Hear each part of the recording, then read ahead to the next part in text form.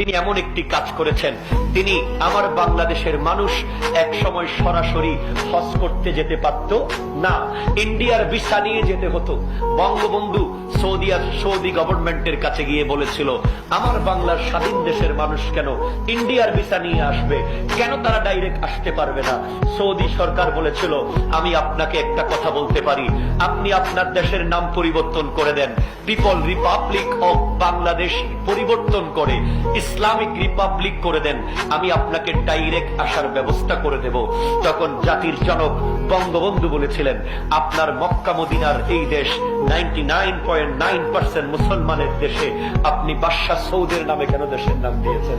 আপনি আগে Islamic Republic করেন, তারপর আমি ইসলামিক রিপাবলিক করব।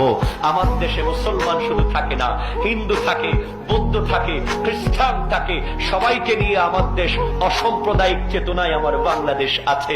আপনি সেটা করেন, আমিও করব। সৌদি গভর্নমেন্ট সেদিন বঙ্গবন্ধুর সেই কথায় লাজবাব হয়ে গিয়েছিল এবং দিতে বাধ্য হয়েছিল বঙ্গবন্ধুকে, যান আজকের পর থেকে আপনার বাংলাদেশের মানুষ সরাসরি ভিসা নিয়ে হজ করতে আসতে পারবে। আর জোরে বলতে হবে।